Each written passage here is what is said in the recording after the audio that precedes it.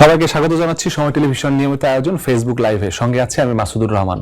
Facebook লাইভে প্রতিদিনই আমরা সময় টেলিভিশনে প্রচারিত হয় এমন আলোচিত কয়েকটি ঘটনা মধ্য থেকে একটি বিষয় নিয়ে আমরা আলোচনা করি। আজকের জন্য আলোচনার বিষয় নির্ধারণ করা হচ্ছে অনলাইন জুয়া। এই অনলাইন জুয়া নিয়ে র্যাবের আজকে একটি অভিযান ছিল। সেই অভিযান নিয়ে তারা বিভিন্ন তথ্য আমাদেরকে দিয়েছেন। তারা যেটি বলেছেন যে একজন অ্যাডমিনকে তারা ধরেছেন যে একাই 16টি জুয়ার সাইট পরিচালনা করেন এবং 4 বছরেই সে প্রায় অর্ধশত কোটি টাকার মালিক বনে গিয়েছেন এই অনলাইন জুয়ার মাধ্যমে। সেইটি নিয়ে আমাদের একটি প্রতিবেদন তৈরি করার আছে। প্রথমে আলোচনার শুরুতে আমরা সেই প্রতিবেদনটি দেখে আসতে চাই।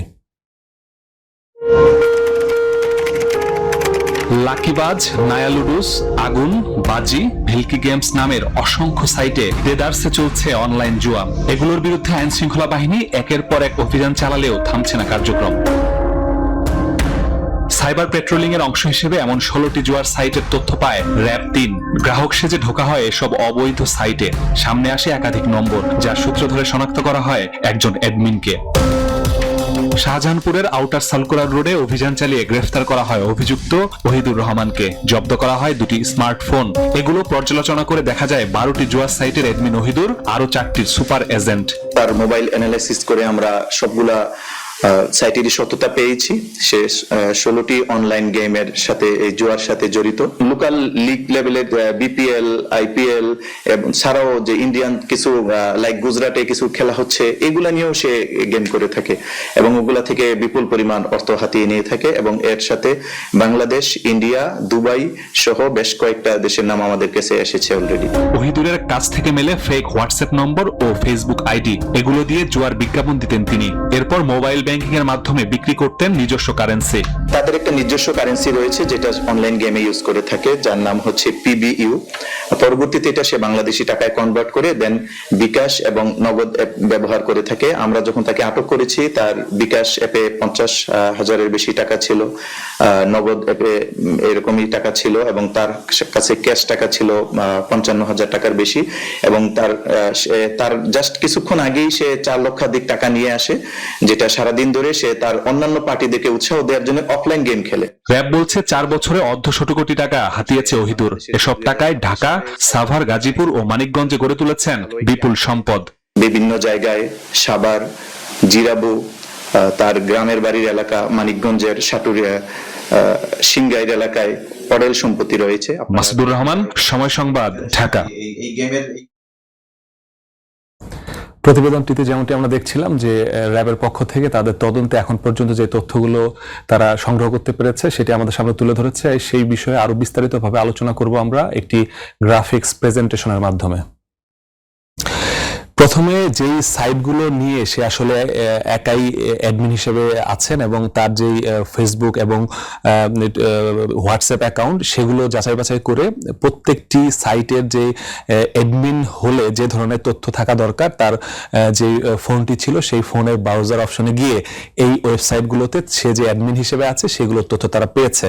এর মধ্যে bajiX.win, velkigames.net, velkigames347.cc, টাকাবাজি.site, admohor247.win, এই যে এই 5টি যেই ওয়েবসাইট এখানে দেখা যাচ্ছে এগুলোতে সে আসলে মূলত সুপার এজেন্ট হিসেবে সে কিছু 11 থেকে 12টিতে সে আছে হচ্ছে অ্যাডমিন হিসেবে আর বাকি 4টিতে আছে সে সুপার এজেন্ট হিসেবে। এই যে সে তার যেই এই 16টি সাইটের মধ্যে সে অ্যাডমিন হিসেবে যেই সুবিধাটি তারা পায় যে খেলা যেখানেই হোক যারাই খেলুক অ্যাডমিন হিসেবে একটি অংশ।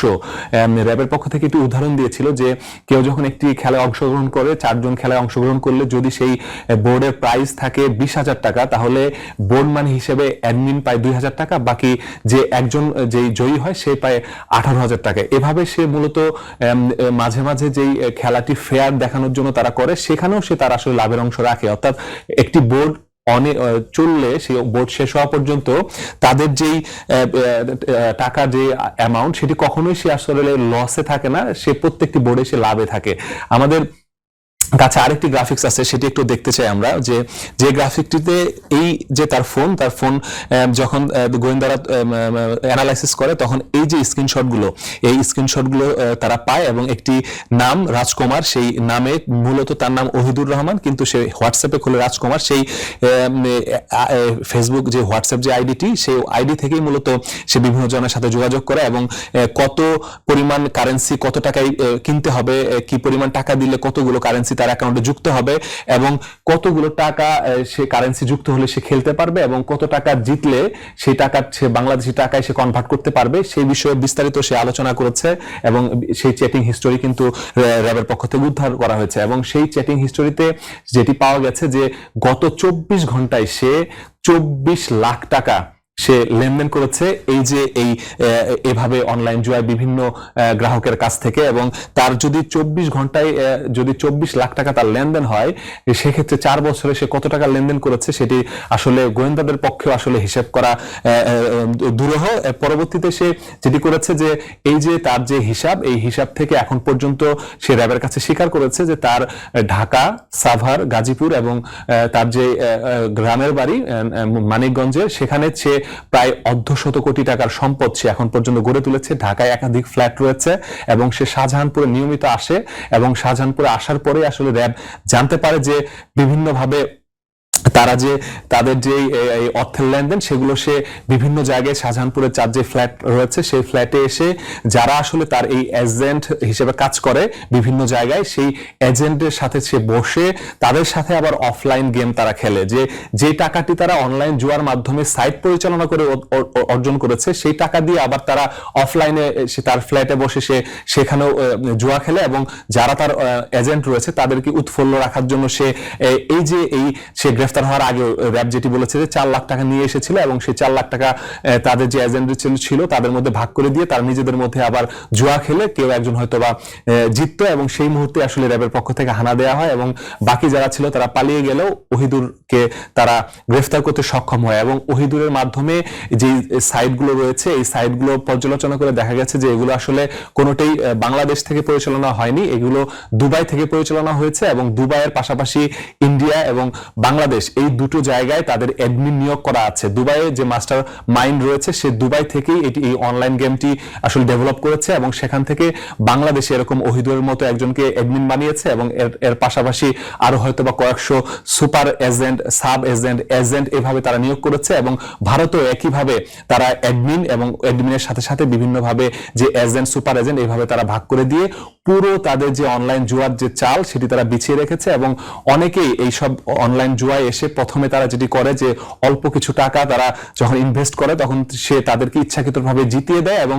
পরে যখন বড় অ্যামাউন্টের টাকা ইনভেস্ট করে তখনই তারা আসলে এইসব সাইট থেকে সটকে পড়ে এবং পরবর্তীতে তাদেরকে আর কোনো হদিস পাওয়া যায় না। এভাবেই কিন্তু আসলে তারা এই টাকাগুলো তারা অর্জন করছে এবং বাংলাদেশ থেকে এই সকল টাকা দেশের বাইরে পাচার হয়ে যাচ্ছে। সে হয়তো 50 কোটি টাকা তার কাছে রাখতে পেরেছে, বাকি যে টাকাগুলো থেকেও প্রায় কয়েকশো গুণ টাকা সে কিন্তু আসলে দেশের বাইরে পাচার করেছে এই 4 বছরে এবং এর মাধ্যমে কিন্তু তাদের যে পুরো যে সিন্ডিকেট দুবাই থেকে শুরু করে ভারত হয়ে বাংলাদেশে এটি কিন্তু র্যাবের তদন্তের সামনে এসেছে এবং র্যাব নতুন যে সাইবার আইন হয়েছে সেই আইনে অনলাইনে যে এ ধরনের অপরাধ করলে কি ধরনের সাজা হতে পারে সেই অনুযায়ী সে কিন্তু তার নামে মামলা হয়েছে এবং এই মামলাটি শাহজাহানপুর থানা পুলিশ তদন্ত করছে এবং শাহজাহানপুর থানা পুলিশের সাথে আমরা কথা বলেছি, তারা যেটি বলেছে যে তারা এই যে ওহিদের সে প্রাথমিকভাবে জানিয়েছে যে তার আসলে 50 কোটি টাকার সম্পদ রয়েছে, আসলেই কি 50 কোটি নাকি আরো অনেক বেশি, এই বিষয়গুলো নিয়ে আসলে তাদের সাথে আরো তদন্ত করবে এবং তাকে রিমান্ডে নিয়ে এসে জিজ্ঞাসাবাদ করে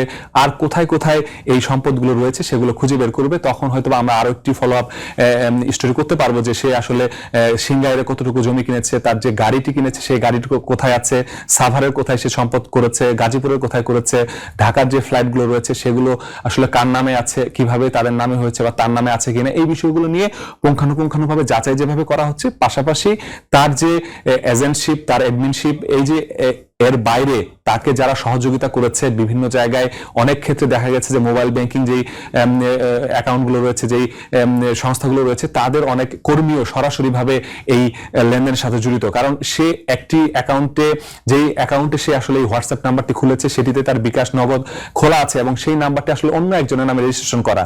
তো কিভাবে আসলে এই নাম্বারটি তার কাছে এসেছে, যেই বিকাশের দোকানে সে রেগুলার অনেক বড় অ্যামাউন্টের টাকা লেনদেন করছে, কার্যত তার কোনো আয়ের উৎস নেই, কোনো ব্যবসা করে না, কোথাও কোনো চাকরি করে না, তাহলে কেন এত বেশি টাকা লেনদেন সেই বিকাশ এজেন্ট করে, সেটি নিয়ে আসলে গোয়েন্দারা অবশ্যই তদন্ত করবে এবং তদন্ত করে আর কার কার সম্পৃক্ততা আছে, কোন কোন লেভেলে তারা আসলে জড়িত, সেই বিষয়গুলো অবশ্যই খতিয়ে দেখা হবে। তবে র্যাবের পক্ষ থেকে যেটি বলা হয়েছে যে এরকম তাদের এই যে এই সব সাইটে গিয়ে অসংখ্য গ্রাহক তারা পেয়েছে, যাদের চ্যাট হিস্ট্রি তারা উদ্ধার করেছে, যেখানে দেখা গেছে কেউ 5 লাখ, 10 লাখ, 20 লাখ এরকম টাকা খুইয়েছে এবং খোয়ার পরে অনেকে নিঃস্ব হয়েছে, অনেকে ধার দেনা করেছে, কেউ তার যেই ঘরের জিনিসপত্র বিক্রি করে, কারো কাছে বন্ধক রেখে, কেউ লোন করে, কেউ জমি বিক্রি করে আসলে এরকম এই অনলাইন জুয়ায় তাদের যে লাভের আশায় সর্বস্ব আসলে কিন্তু খুইয়েছে। তো এইভাবে র্যাবের পক্ষ থেকে বলা হয়েছে যে এই সকল অনলাইন সাইটে না ঢুকলে লাভের চেয়ে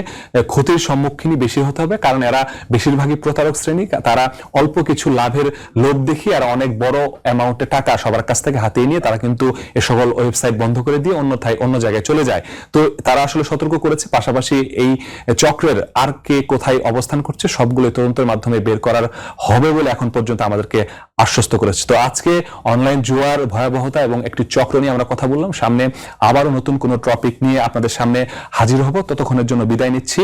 সঙ্গে থাকুন সময়ের।